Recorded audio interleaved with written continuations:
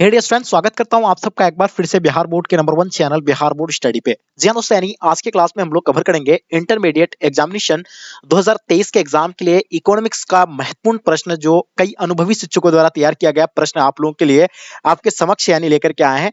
और आपको बता दें कि इसमें एक मॉडल सेट के रूप में हम लोग यानी इसको कवर करेंगे, जैसे कि आपको 4 से 5 यानी मॉडल सेट आपको हम प्रोवाइड करने वाले हैं, क्योंकि काफी बच्चे का डिमांड था कि सर हम लोग का जो है इकोनॉमिक सब्जेक्ट है और हम लोग का अभी तक तैयारी जो है बिल्कुल भी नहीं हुई है। तो आपको बता दें कि आपको एकदम बिल्कुल निश्चिंत रहना है। आपकी अगर तैयारी नहीं हुआ है तो मैं आपको ऐसे 5 यानी मॉडल सेट कवर कराने वाले हैं, जो आप इन पांचों मॉडल सेट को अच्छी तरीके से कवर कर लेंगे तो यहाँ से आपको एक भी क्वेश्चन जो है बाहर नहीं देखने को मिलेंगे। इसलिए आपको ये जो सेट्स अभी यानी पूरी तरह से एंड तक ये क्लास को करनी है, क्योंकि यहाँ आपके लिए बहुत ही स्पेशल और इंपॉर्टेंट ये सभी क्वेश्चन रहने वाला है। तो इसलिए आप लोग हो सके तो नोट भी कर लीजिएगा, और जो बच्चे को पहले से ऑलरेडी मालूम है उसको एकदम बिल्कुल रिवीजन के तौर पर या आप रियलाइज कर लीजिएगा कि आप एग्जाम हॉल में बैठे हुए हैं और ओएमआर शीट को यानी फिल कर रहे हैं। तो चलेगा, इसको हम लोग शुरू करते हैं। उससे पहले जो बच्चे नए हैं चैनल को आप लोग सब्सक्राइब कर लीजिएगा। सबसे पहली बात यह है कि आपके डिमांड पे इकोनॉमिक्स का क्लास लेकर के आए, तो ये आपकी रिस्पॉन्सिबिलिटी के ज्यादा से ज्यादा अपने दोस्तों को आपको शेयर करनी चाहिए। चलिए तो गाइस, तो इसी के साथ हम लोग शुरू करते हैं। आपके स्क्रीन पर पहला क्वेश्चन आपके समक्ष में क्या कहलाता है कि निम्न में से कौन अप्रत्यक्ष कर है? तो पहला आपका आय कर होगा, या आपका संपत्ति कर होगा, उत्पाद शुल्क होगा, या आपका यानी उपहार होगा। तो देखिए, ये जो अप्रत्यक्ष कर की अगर बात करें तो उत्पाद शुल्क आपका यानी राइट आंसर हो जाएंगे, यानी उत्पाद शुल्क राइट आंसर हो जाएंगे। ठीक है, चलिए नेक्स्ट क्वेश्चन की ओर चलते हैं। क्वेश्चन आपकी स्क्रीन पे 2 नंबर क्वेश्चन, निम्न में से कौन सा राजकोषीय घाटी से होने वाला खतरा है? तो चलिए 2 नंबर क्वेश्चन का आपको आंसर बिल्कुल डेफिनेटली आपको यानी पता होना चाहिए। मेरे दोस्त जल्दी बताएंगे इसका आंसर आप लोग का क्या हो जाएगा। चलिए 2 नंबर क्वेश्चन आपके स्क्रीन पे आपके समक्ष में, और इसका आंसर आपको सो डेफिनेटली यानी पता होना चाहिए। चलिए लाजवाब आंसर सभी बच्चों का यानी आप लोग बता रहे हैं, यानी क्या हो जाएगा, यानी अस्फीतिकारी दबाव या आपका यानी स्फीतिकारी दबाव। तो इसका आंसर आप लोग का दोनों हो जाएगा, यानी ऑप्शन आप लोग का सी बिल्कुल राइट आंसर हो जाएंगे। चलिए नेक्स्ट क्वेश्चन की ओर चलते हैं। क्वेश्चन तीसरा आपके स्क्रीन पे, बजट किस भाषा का शब्द है?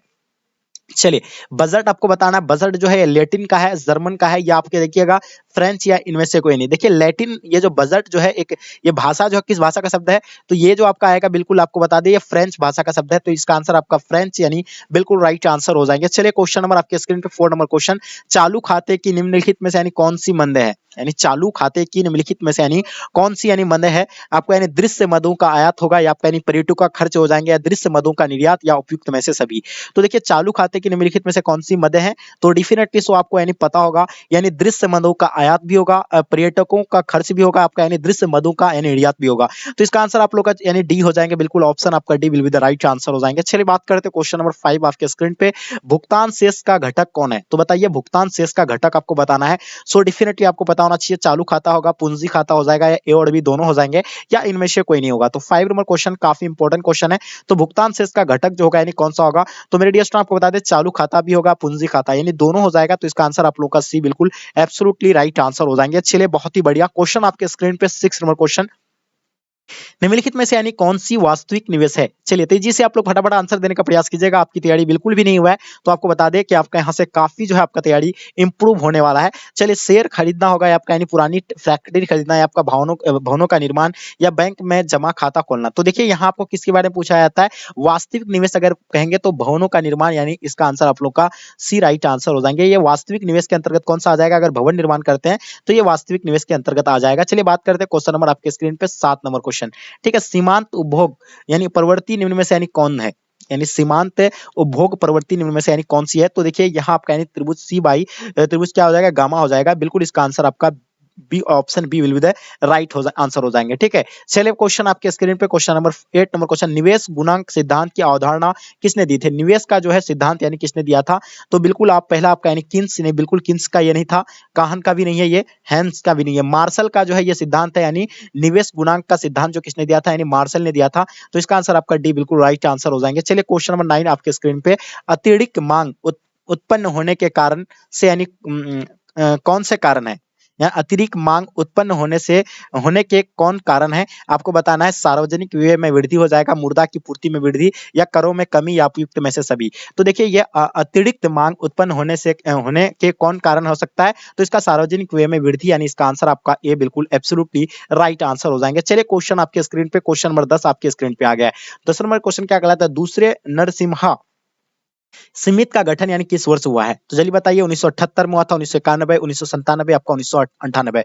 तो देखिए यानी दूसरे नरसिम्हा समिति का गठन जो है किस वर्ष हुआ था? ये 1998 को हुआ था, तो इसका आंसर आप लोग का डी बिल्कुल राइट आंसर हो जाएँगे। चलिए क्वेश्चन नंबर 11 आपके स्क्रीन पे, किसके अनुसार साधनों के आवंटन की 3 मौलिक समस्याएँ हैं?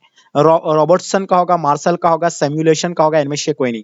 तो यहाँ देखिए किसके अनुसार साधनों के आवंटन की 3 मौलिक समस्याएँ हैं? तो ये जो होगा यानी मार्शल का होगा, तो इसका आंसर आप लोगों का मार्शल यानी ऑप्शन आप लोगों का बी बिल्कुल एब्सोल्युटली राइट आंसर हो जाएँगे। क्वेश्चन नंबर 12 देखेंगे, पूंजी स्टॉक की वृद्धि क्या कहलाती है? तो बताइए पूंजी ह्रास कहलाएँगे, पूंजी लाभ कहलाएँगे, पूंजी निर्माण या इनमें से कोई नहीं। तो पूंजी स्टॉक की वृद्धि जो है क्या कहलाती है? तो डेफिनिटली आपको पता है पूंजी लाभ कहा जाता है, तो इसका आंसर आप लोगों का पूंजी लाभ यानी ऑप्शन आप लोगों का बी बिल्कुल राइट आंसर हो जाएँगे। चलिए क्वेश्चन नंबर 13 आपके स्क्रीन पे, पुस्तक an inquiry into nature and causes of wealth of यानी नेशन के लेखक जो है यानी कौन होगा? मार्शल होगा या आपका देखिएगा एडम स्मिथ हो जाएगा या रेगनर फिश होगा या इनमें से कोई नहीं।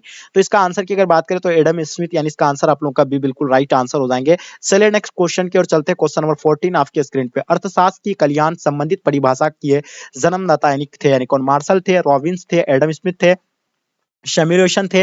तो देखिए इसमें अर्थशास्त्र के कल्याण संबंधित परिभाषा के जन्मदाता जो थे यानी मार्शल थे, तो इसका आंसर आप लोग का मार्शल राइट आंसर हो जाएँगे। चलिए लाजवाब आंसर। चलिए क्वेश्चन आपके स्क्रीन पे 15 नंबर क्वेश्चन, अर्थशास्त्र मानव कल्याण का विज्ञान है।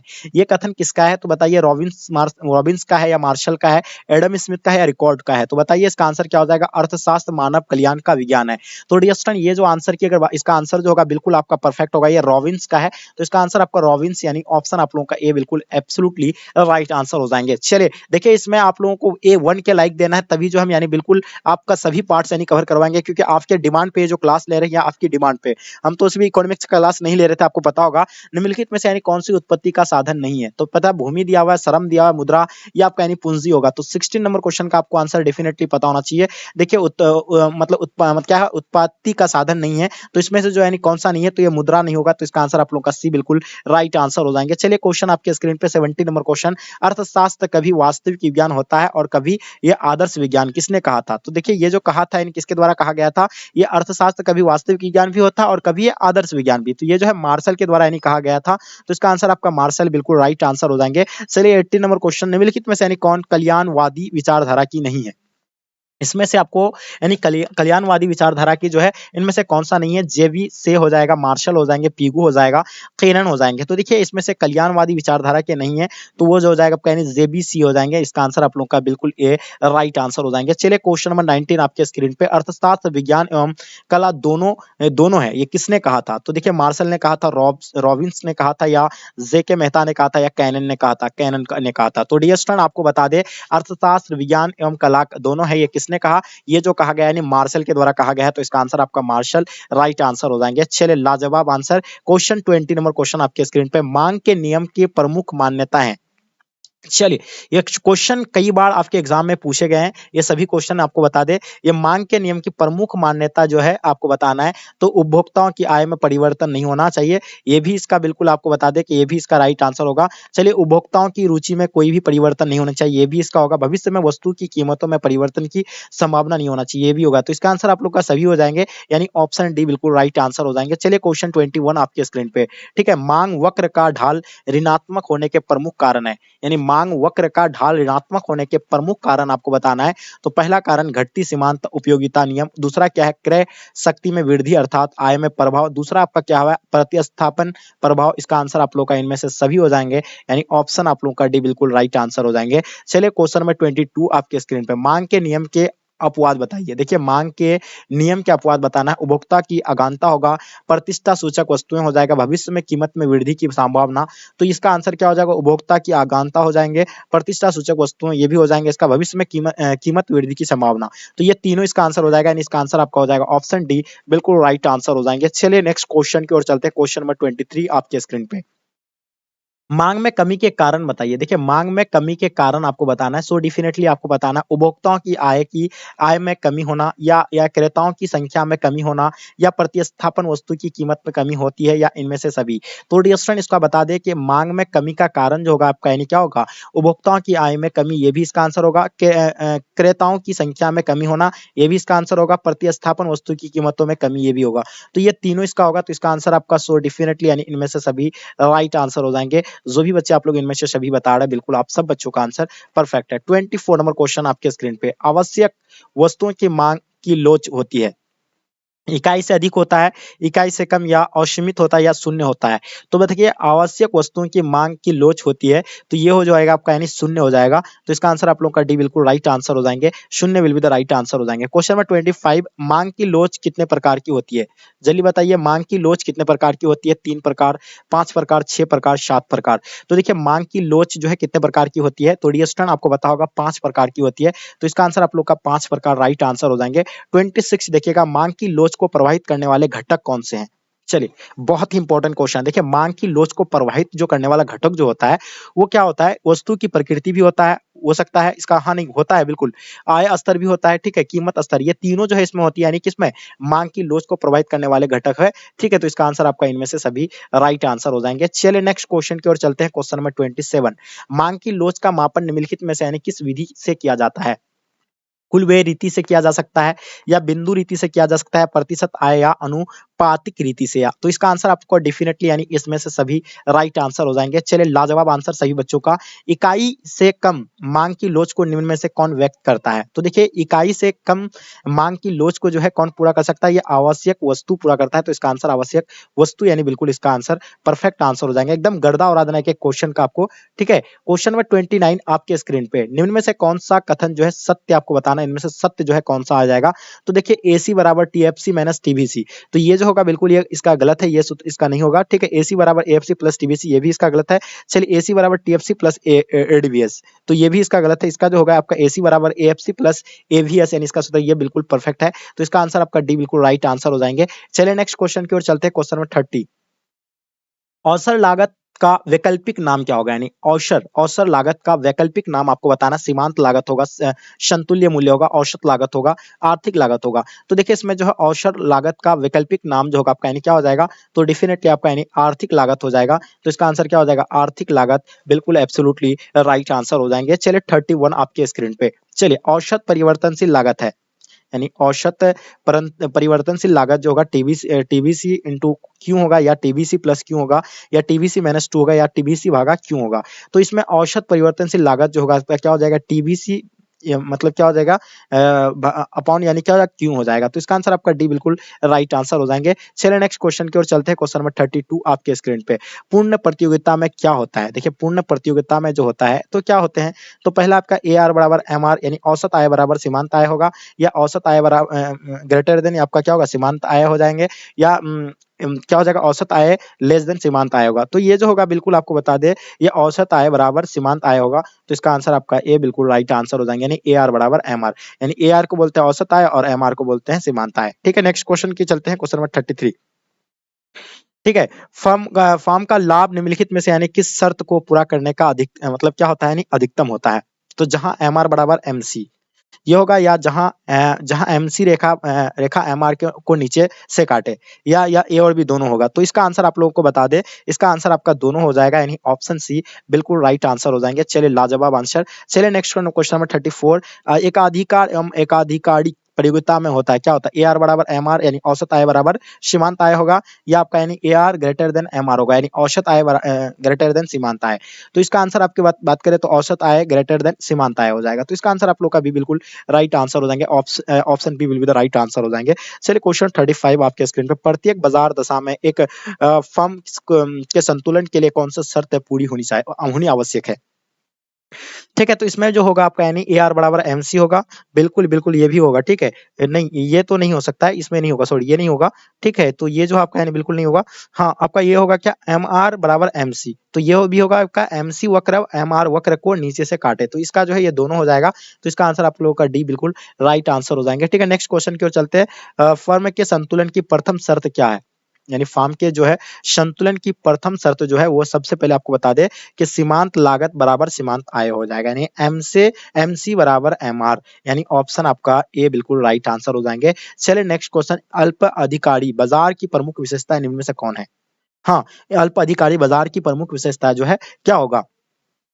कुछ विक्रेता हो जाएगा, विज्ञान एवं विक्री हो जाएगा, मतलब क्या हो जाएगा, अनिर्धारणीय वक्र हो जाएंगे, इनमें से सभी हो जाएंगे। तो देखिए इसमें से आपका जो है बिल्कुल यानी सभी हो जाएगा, ऑप्शन डी राइट आंसर हो जाएंगे। बहुत बढ़िया, क्या बात है, सब बच्चों का आंसर आप लोगों का बिल्कुल परफेक्ट आ रहा है। ठीक है, चलिए चलिए क्वेश्चन आपके स्क्रीन पर 38, निम्न में से कौन से बाजार में यानी काल्पनिक स्थिति पाई जाती है? यानी निम्न में से कौन से बाजार में काल्पनिक स्थिति पाई जाती है? तो ये जो होता है यानी आपका क्या हो जाएगा, पूर्ण प्रतियोगिता बाजार में भी, या और इसका आंसर क्या हो जाएगा, और क्या हो जाएगा आपका, यानी एकाधिकार बाजार में, यानी दोनों इसका आंसर हो जाएगा। तो इसका आंसर आपका ऑप्शन डी बिल्कुल राइट आंसर हो जाएंगे। क्या बात है, सब बच्चों का आंसर आप लोग का परफेक्ट आ रहा है। क्वेश्चन 39, असामान्य लाभ किस बाजार में पाया जाती है? एकाधिकार में पाया जाता है, पूर्ण प्रतियोगिता में पाया जाता है, एकाधिकारी प्रतियोगिता में पाया जाता है। तो इसका आंसर आपका क्या हो जाएगा, यानी असामान्य लाभ जो है ये एकाधिकारी में पाया जाता है। तो इसका आंसर आप लोगों का एकाधिकारी राइट आंसर हो जाएंगे। क्वेश्चन नंबर 40 देखिएगा, बाजार में वस्तु की कीमत उस बिंदु पर निर्धारित होती है जहां क्या होगा, जल्दी बताइए, वस्तु की मांग बराबर वस्तु की पूर्ति, यानी इसका आंसर आपका वस्तु की मांग बराबर वस्तु की पूर्ति, इसका आंसर आप लोगों का बी बिल्कुल राइट आंसर हो जाएंगे। चलिए question number 41, GNP GN GN GNP MP बराबर क्या हो जाएगा आपका, जीडीपी माइनस एमपी गिसावट होगा, या जीडीपी एमपी प्लस विदेशों से शुद्ध यानी साधन आए। तो ये जो होगा आपका यानी जीडीपी एमपी प्लस विदेशों से मतलब शुद्ध साधन आए, यानी ऑप्शन आप लोगों का बी बिल्कुल राइट आंसर हो जाएंगे। चलिए नेक्स्ट क्वेश्चन की ओर चलते हैं। क्वेश्चन नंबर आपके स्क्रीन पर 42, क्या सत्य है?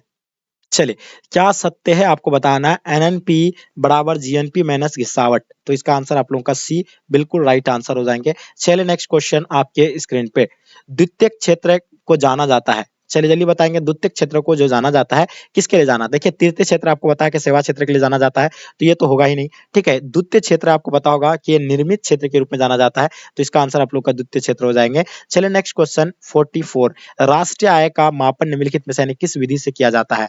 चलिए देखिए, राष्ट्रीय आय का मापन जो आप लोग को पता होगा, यानी बिल्कुल क्या उत्पादन की विधि या मूल्य वृद्धि विधि होगा, ये बिल्कुल आय विधि होगा, व्यय विधि होगा। तो इसका आंसर आपका यानी बिल्कुल सभी हो जाएगा, यानी ऑप्शन आप लोग का डी बिल्कुल राइट आंसर हो जाएंगे। चलिए 45 आपके स्क्रीन पे, केंद्रीय बैंक निम्नलिखित में से किसके द्वारा यानी मात्रात्मक यानी शाख पर नियंत्रण रखता है? तो ये जो है आपका यानी बैंक दर पर रखता है, खुली बाजार की क्रियाओं पर, या नगद कोष का अनुपात में परिवर्तन। तो इसका आंसर आपका क्या हो जाएगा, यानी बैंक दर भी होगा, खुले बाजार की क्रियाएं भी होगा, इसका आंसर आपका बिल्कुल सभी हो जाएंगे, यानी ऑप्शन आप लोग का डी बिल्कुल राइट आंसर हो जाएंगे। ठीक है, चलिए 46 आपके स्क्रीन पे, न्यूमन मांग को ठीक करने के लिए निम्नलिखित में से कौन मौद्रिक उपाय किए जा सकते हैं? तो देखिए मौद्रिक आय जो किया जा सकता है, तो बैंक के दर में कमी करके भी तो आप लोग को बताया, उसके बाद खुले बाजार में प्रतिभूतियां खरीदना, या नकद कोष को मतलब क्या अनुपात से को कम करना। तो इसका आंसर आपका सभी हो जाएंगे, ऑप्शन डी बिल्कुल राइट आंसर हो जाएंगे। क्या बात है, चलिए 47 आपके स्क्रीन पे, राजकोषीय नीति के अंतर्गत निम्नलिखित में से यानी किसे शामिल किया जाता है? राजकोषीय नीति के अंतर्गत निम्नलिखित में से यानी किसे शामिल किया जाता है? तो उसे सार्वजनिक निकाय शामिल किया जा सकता है, करारोपण भी शामिल किया जा सकता है, इसमें सार्वजनिक ऋण भी। तो इसका आंसर आपका डी बिल्कुल राइट आंसर हो जाएंगे। जो ही बच्चे आप लोग ऑप्शन डी बता रहा है, बिल्कुल आप सब बच्चों का आंसर परफेक्ट है। 48, केंद्रीय बैंक अर्थव्यवस्था में आर्थिक स्थिरता प्राप्त करने के लिए मौद्रिक नीति द्वारा निम्नलिखित में से यानी किसे नियंत्रण किया जाता है? यानी केंद्रीय बैंक अर्थव्यवस्था में आर्थिक स्थिरता प्राप्त करने के लिए मौद्रिक नीति द्वारा निम्नलिखित में से किसे नियंत्रण किया जाता है? तो उसे जो है क्या मुद्रा की पूर्ति के लिए भी होगा, या बाजार ब्याज दर होगा, या आपका मुद्रा की उपलब्धता होगा। तो ये तीनों हो जाएगा इसमें, इसका आंसर आपका इनमें से सभी हो जाएंगे। ठीक है, चलिए तेजी से आप लोग अपने अपने फ्रेंड्स को शेयर कर देंगे, क्योंकि आपके लिए इतना हम मेहनत कर रहे हैं, तो ये आपकी रिस्पॉन्सिबिलिटी है। 49, देश में कागजी नोट जारी करने का कार्य कौन करता है? जल्दी बताइएगा, बहुत इंपॉर्टेंट क्वेश्चन। देखिए देश में जो है कागजी नोट जारी करता है वो तो केंद्र बैंक करता है। ठीक है, तो इसका आंसर आपका केंद्र बैंक, यानी ऑप्शन आप लोगों का भी बिल्कुल राइट आंसर हो जाएंगे। तो डियस्टन आप लोगों को पता होगा कि ये केंद्र बैंक ही जो है कागजी नोट यानी जारी करती है। ठीक है, चलिए 50 नंबर क्वेश्चन, केंद्रीय बैंकों शाख नियंत्रण करती है, यानी केंद्रीय बैंक शाख नियंत्रण करती है बैंक दर के माध्यम से, खुले बाजार की प्रक्रिया के माध्यम से, या सीआरआर के माध्यम से, या इनमें से सभी। तो आपको बता दें कि केंद्र बैंक शाख नियंत्रण करती जो है कहाँ, बैंक दर के यानी माध्यम माध्यम से, तो इसका आंसर आप लोगों का ये राइट आंसर हो जाएँगे। तो डियर स्टूडेंट जो है आज के क्लास में हम लोग 85 क्वेश्चन को यानी कवर करते हैं। अगर आप लोग इसमें प्यार और सपोर्ट अगर दिखाते हैं कि ज़्यादा से ज़्यादा बच्चे अगर आप लोग है इकोनॉमिक्स के, तो हम फिर इकोनॉमिक्स का आपका स्पेशल जो है बिल्कुल आपको तैयारी करवाने वाले हैं। तो आप लोग जो है अपना-अपना एकदम अपने-अपने फ्रेंड्स को ज़्यादा से ज़्यादा शेयर करें ताकि आपके दोस्त लोग आएँगे और काफ़ी मज़े के साथ आपको हम क्लास प्रोवाइड कराएँगे यानी इकोनॉमिक्स का। तो डियर स्टूडेंट आई होप उम्मीद है कि आज का क्लास आपको पसंद आया हो। पसंद आया तो लाइक करके जम करके अपने दोस्तों को शेयर कर देंगे। तो चलिए गाइस यहीं तक आज के क्लास को एंड करते हैं। जब तक के लिए जय हिंद, जय भारत।